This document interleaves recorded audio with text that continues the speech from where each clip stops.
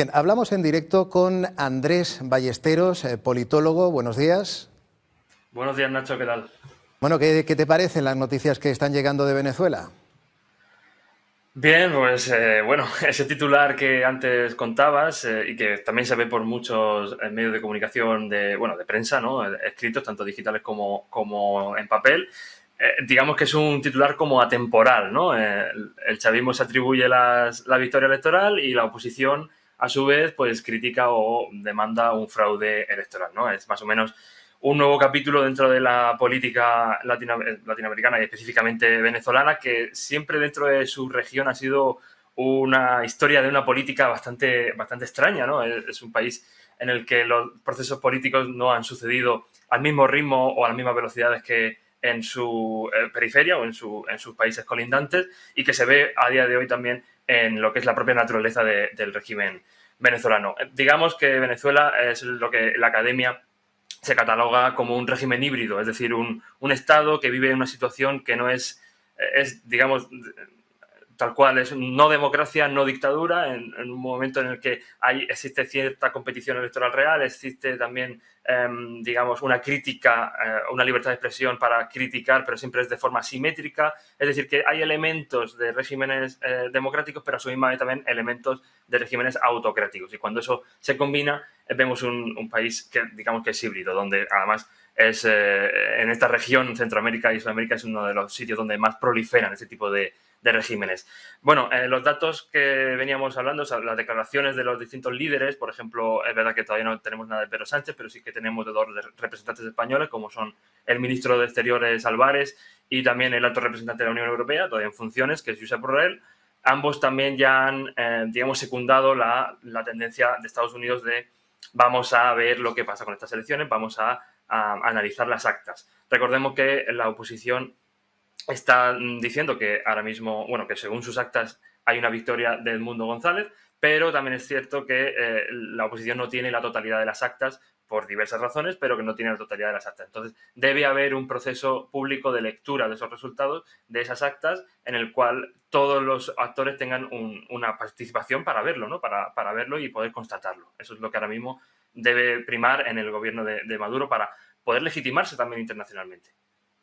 Nos llama mucho la atención también la guerra de sondeos que ha habido durante estas elecciones, que me imagino que habrá seguido. El chavismo se había apuntado a la victoria desde hace días, mientras que la oposición había sacado un sondeo con más de 20 puntos a su favor. No sé, ¿a qué sondeo le otorgarías tu mayor credibilidad? Bueno, para ver realmente la calidad de un sondeo, lo mejor es irte, bueno, además de saber cómo funcionan esos sondeos por dentro y haber trabajado en ellos, también es muy, digamos, predictivo saber cuáles son sus microdatos. De este tipo de sondeos nunca hay microdatos, no suelen trascender a los propios clientes, que son los que encargan estos sondeos. Entonces, no es por, digamos, de legitimar esos sondeos, tanto de un lado como de otro, pero es cierto que cuando hay una diferencia tan abismal entre unos resultados es porque algo pasa, porque, sinceramente, esa victoria apabullante de la oposición es también difícil de creer, así como una victoria tan clara, como decían muchos sondeos encargados por el gobierno venezolano.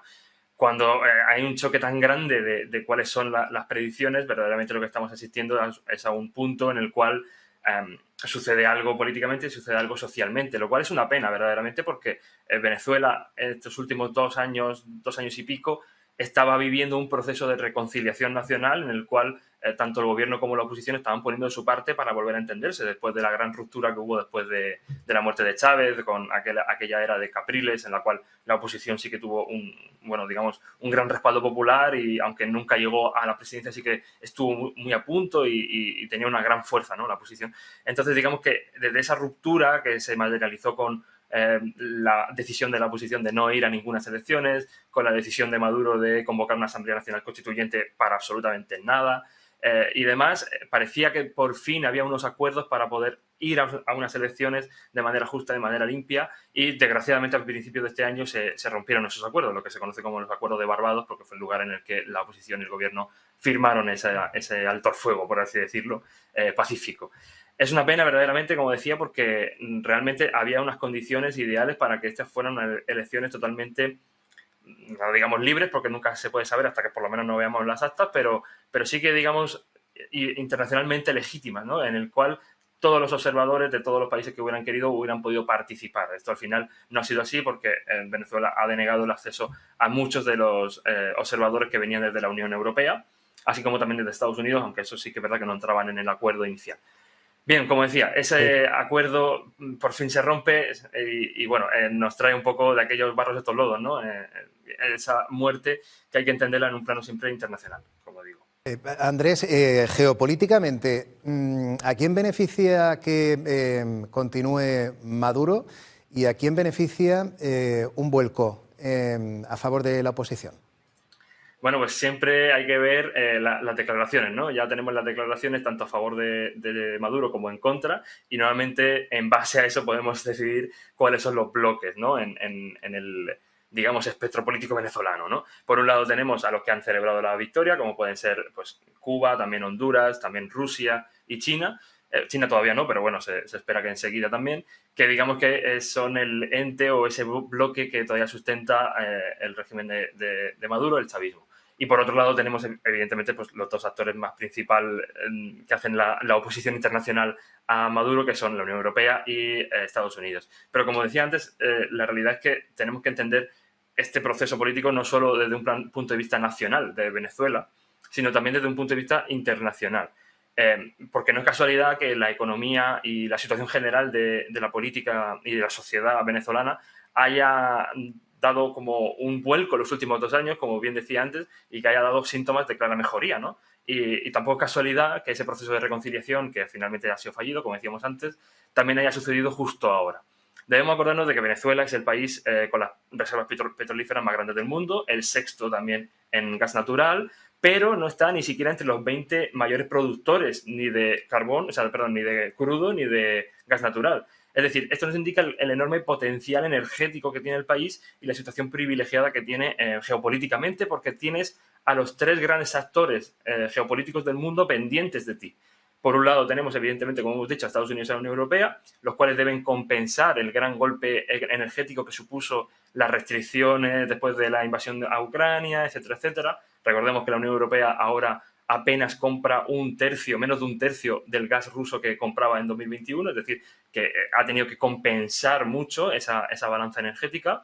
Por otro lado tenemos, evidentemente, a Rusia, que es uno de los aliados históricos de Venezuela desde que está Chávez, y que, bueno, que digamos que es uno de los países con mayores sanciones económicas jamás vistas en la historia y que debe cuidar a sus aliados históricos en un momento en el que tiene cerrado el comercio a una parte bastante importante del mundo y que anteriormente pues, era la base de su economía.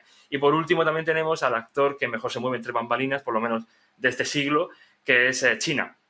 China siempre en silencio, China siempre muy pocas veces presionando políticamente, pero con una gran influencia económica, no solo en Venezuela, sino en la región, y si no que se lo pregunten a Milei. Por lo tanto, Venezuela tiene una posición geopolítica clave en lo que es Sudamérica, no solo por sus recursos, sino también por su situación geográfica, ¿no? Y entonces esas 3 potencias, esos 3 bloques son los que verdaderamente pugnan entre bambalinas siempre por lo que pueda suceder en Venezuela y, bueno, en general en toda Latinoamérica. Bueno, un análisis muy, muy completo. Andrés, quiero que escuches ahora parte de la rueda de prensa que ha dado el Comité Nacional de las Elecciones, que daba el resultado, pero hace tan solo un par de horas. Vamos a escucharlo. Nicolás Maduro Moro, del Gran Polo Patriótico, obtuvo 5.150.092 votos, con un 51.20%. Bueno, no sé qué opinas de ese 51,2% que da una victoria pírrica a Nicolás Maduro. ¿De esto tendríamos que interpretar algo o no? Es que sí que es verdad que el porcentaje es un poco, digamos, cómico, ¿no? Porque siempre que se piensa en el fraude electoral siempre pasa eso, ¿no? Que piensas que la persona que ha defraudado electoralmente pues ha ganado por un voto, ¿no? Y ese voto es el que un poco el que colea y el que te da la victoria. Como bien decía antes, creo que Y además, esto es algo que ha sucedido bastante en las últimas semanas y desde siempre, como bien decía antes, en la política latinoamericana y venezolana en específico, el estar hablando continuamente de democracia, de que hay que respetar los resultados. Ayer todos los actores políticos, no solo nacionales en Venezuela, sino también internacionales, llamaban a respetar los resultados, ¿no? Esto es como... A mí siempre me gusta poner símiles futbolísticos porque en muchas ocasiones tiene mucho que ver con la política también. Y a mí me gusta siempre decir que cuando, por ejemplo, un equipo de fútbol empieza a ir mal, no llegan los resultados, empiezan los primeros pitos en el estadio y el entrenador empieza a estar cuestionado, siempre suele salir el director deportivo o el presidente del club a decir que ratifican al entrenador, que tienen plena confianza y que no se preocupe. Y en realidad lo que está sucediendo cuando pasa eso es que ya están buscando un sustituto y están esperando que el tiempo deje de matar a ese entrenador. Pues aquí sucede un poco igual. Cuando todo el mundo empieza a hablar de democracia y cuando todo el mundo empieza a hablar de que hay que reconocer los resultados es porque ya se está preparando a que si no gana lo mío, no vale, a pesar de que haya podido haber fraude electoral, etcétera, etcétera. Es decir, una victoria ayer de la oposición evidentemente también hubiera venido aparejada de un desconocimiento por parte del gobierno de estas elecciones. Claro. Entonces, claro, estos resultados, ya te digo, hasta que no haya un proceso de apertura de actas y de lectura también, no solo nacional, sino internacional, estos resultados van a seguir coleando. Van a ser todavía unas semanas en las que este tema va a estar todavía ahí en el tintero. Vamos a estar muy pendientes, claro que sí, Andrés. Muchísimas gracias por tu amplio análisis sobre la situación que se está viviendo ahora mismo en Venezuela, donde no quitamos ojo. Gracias y buenos días. Son las 9:18 minutos. Nos vamos en directo hasta el Palacio de San Esteban.